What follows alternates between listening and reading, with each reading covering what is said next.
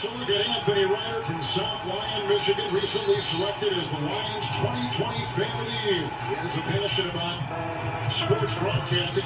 With the 112th selection in the 2021 NFL Draft, the Detroit Lions select Amon-Ra St. Brown, wide receiver, USC. One pride, baby! Yeah!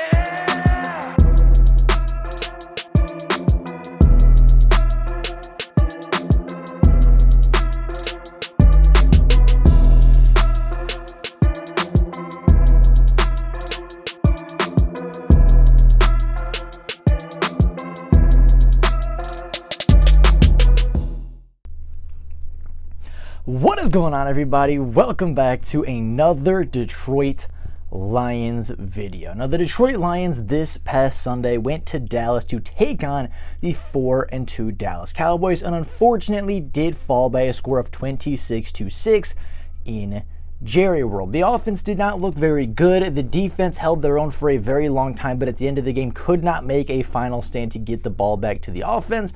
And unfortunately, the Lions fall to 1-5. And today we're going to recap this game. We're going to go take a look at it, look at the good, the bad, look at where the Lions made improvements coming out of the bye and where they really started to fall behind after said bye week. We're going to take a look at the biggest strengths and weaknesses of this game and talk about how the mantra, I guess, has really switched for the Lions, going from being an offensive juggernaut to really having more of a standout defensive performance as the offense struggles for the second week in a row. So, with that being said, let's start off with the statistics. Jared Goff was not very good on Sunday, completing 21 of his 26 pass attempts for 228 yards, but throwing two really bad interceptions and 0 touchdowns on the day.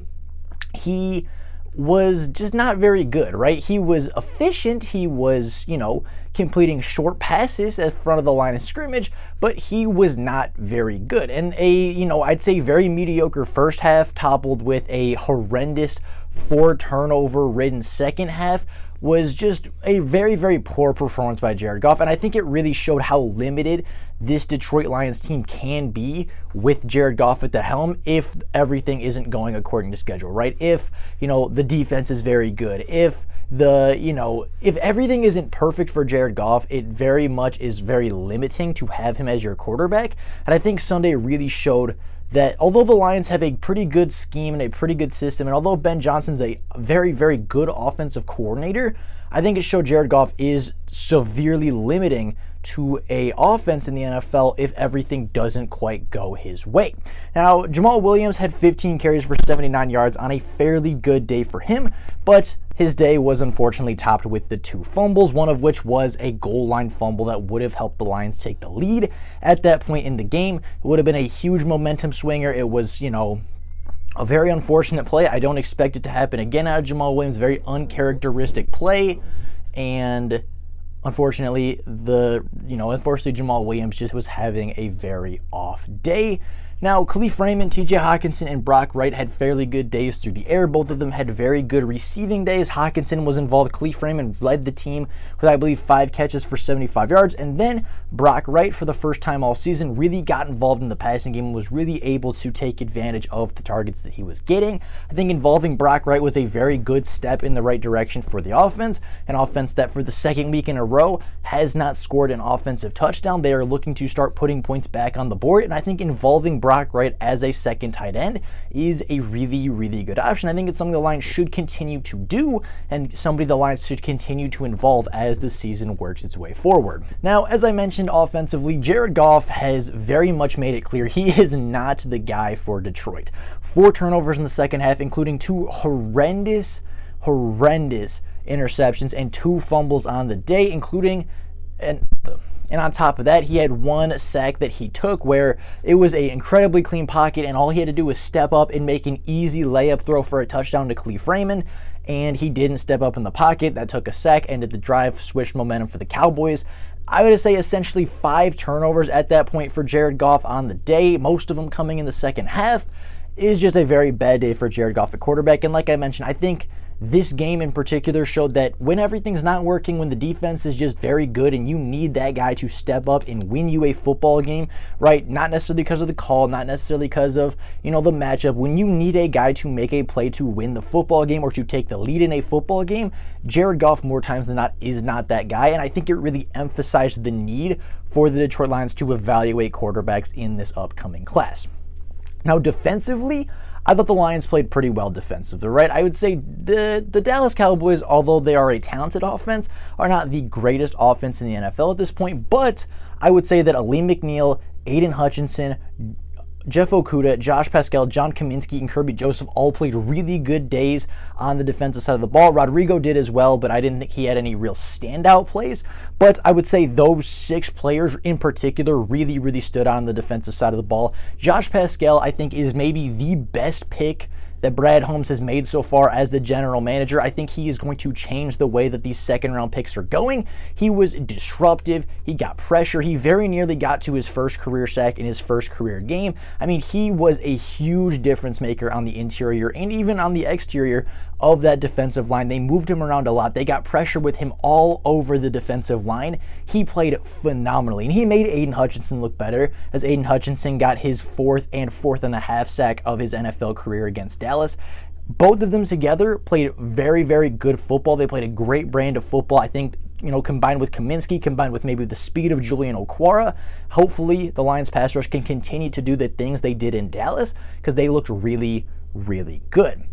Now, Jeff Okudah was easily the best defensive player on the day. Jeff Okudah was a shutdown cornerback. He had 15 tackles, took snaps at kind of a hybrid safety role, took snaps as a cornerback. He was locked down everywhere. I believe was targeted just 4 times on the day and didn't give up a completion more than 3 yards through the air. He was phenomenal at the cornerback position. He has, kind of had a down week or two coming off of Seattle and New England, but he really, really stepped up in this game and played very good football against the Dallas Cowboys wide receivers. He wasn't really matched up against CeeDee Lamb all that often, but when he was, there were very few completions and very few targets CeeDee Lamb's way when Jeff Okudah was the covering defender. Now, I think the defense needs to stay at this level. I think if the defense can stay at this level every week, right, if they play a game just like Dallas every single week, I think that they will help the Lions win quite a few football games. I think that this defensive performance is more what we should expect out of the Detroit Lions,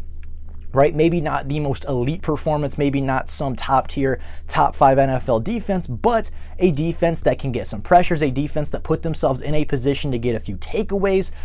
That's the kind of defense the Lions needed in the beginning of the season, and I think it's the defense they're going to continue to move forward with as long as injuries don't continue to arise and plague the defense. Once Charles Harris returns, once Romeo Okwara returns, I think the pass rush and the defense in turn should get even better from that, and hopefully the defense stays right at this level, because I do think this is the defense that Aaron Glenn wants to call. I do think that these, 4, 5-man fronts instead of having 7, 8 blitzing defenders is what Aaron Glenn wants to do. Now that he has some guys back that can get after the quarterback, they are finally starting to play more players in coverage, which in turn made the defense look a little better. Kirby Joseph, I would say, had 2 turnover-worthy plays, right? One where he forced the fumble and one where he stepped in front of the wide receiver and should have had an easy interception. He's coming along very well. The pass rush looked really good. Okudah's looking really good. Amani, I thought, had a pretty good bounce-back week. Even A.J. Parker, I thought, had a couple nice plays, especially in the run support. The defense played a very good game. Now the offense just needs to find a way to step up, start putting some more points on the board, right? I think Ben Johnson really needs to sit down with Jared Goff and just come up with a game plan that will put Jared Goff in situations to succeed. And with Amon-Ra St. Brown hopefully returning next week, as well as DeAndre Swift returning alongside him, hopefully the offense should start to put up those points again. The defense stays right where they're at, and I think the Lions are going to have a pretty good formula to start winning some more football games very, very soon.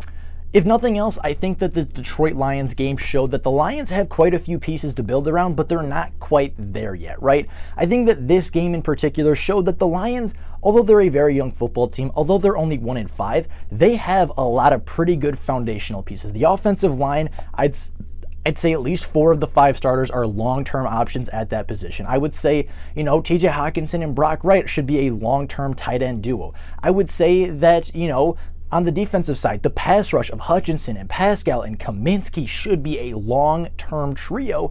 And if you want to add Romeo Quarterback, or if you want to add another pass rusher in this class to really complete the front four and get a real wide variety of rotations and pass rush abilities and pass rush packages, I think they could potentially do that. But I think that the pass rush is something you can build around. The trenches, I think, are very nearly complete in Detroit. I think the weapons are almost complete in Detroit. If I'm the Detroit Lions right now, and if I'm Brad Holmes, I'm sitting there saying, yeah, we're 1-5, but the pass rush is coming along, the run stop is coming along, the offensive line is one of the best in the league, right? If we had one or two more weapons on offense, we add, a linebacker to maybe one more pass rusher and a quarterback, we are in really, really good position to win a lot of football games next year. And I think that's where the Lions are right now. They have a lot of pieces. They have some foundational guys. They have some players to build around, but they are one more offseason, one more free agency, one more draft class away from truly being a complete football team and really starting to compete with some of these playoff teams.